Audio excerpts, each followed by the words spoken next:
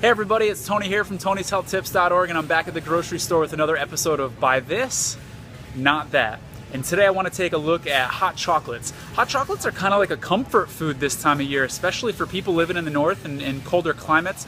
And today I looked at Ghirardelli, I looked at Swiss Miss, I looked at the generic brand, I looked at Land O'Lakes, all the hot chocolates on the shelf in an effort to tell you which one is the best and which one is the worst. The worst that I found was Swiss Miss, so avoid Swiss Miss hot chocolates, and let me show you why. Go ahead and take a look at these ingredients. One of the things you're going to notice on there is carrageenan. You hear me talk about that a lot. Carrageenan wreaks havoc on our intestines. So anybody out there who has, ulcerative colitis, who has any sort of intestinal problem whatsoever, you're really going to want to make sure and avoid carrageenan. Carrageenan, really eats away at the thin lining in our intestines and can actually make, it's kind of gross, but can make things seep through our intestines into the rest of our body. A little nasty.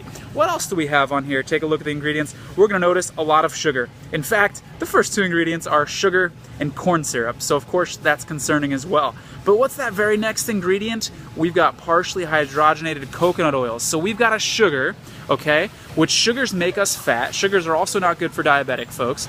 We've got partially hydrogenated oil, which clogs arteries, and then we've got carrageenan, which is so bad for our digestion and especially our intestines as well. So this one is out. So what is a better alternative to Swiss Miss? I'm gonna say, don't buy this, okay?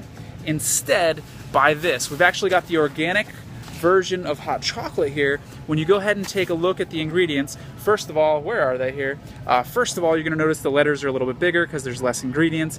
We're not going to see partially hydrogenated oil. We're going to see sea salt instead of salt, and the ingredients are overall a lot better. Yes, there is sugar. Not ideal, but at least it's organic cane sugar instead of coming from corn, okay? Check this out though. Look at the prices here. The Swiss Miss today is $2.29. Hopefully you can see that. How much is this? On sale for $2.28. So yes, it's on sale, but today at least, this is actually cheaper. And if you look at the ounces here, this is a 10-ounce box, and that Swiss Miss was a 7-ounce box. So you're getting more, it's cheaper, and way healthier. This is a no-brainer, folks. Now, when you look at the other brands, we're gonna see some concerns as well. But the worst of the worst out of every single hot chocolate on this shelf was this brand of Swiss Miss. Why? Because there's coloring added to it. So this is marketed toward children, and it's the most unhealthy hot chocolate there is. How sad is that? Our children should be getting the best nutrients out there. And the reason this is so much worse is the colorings, which are linked to a host of behavioral issues, neurological issues in children. So they're getting the partially hydrogenated oil, they're getting the carrageenan, and then they're getting the colorings on top of it, which is really concerning. So when you take a look at Nestle, one thing that I found here that was interesting, all of these are bad.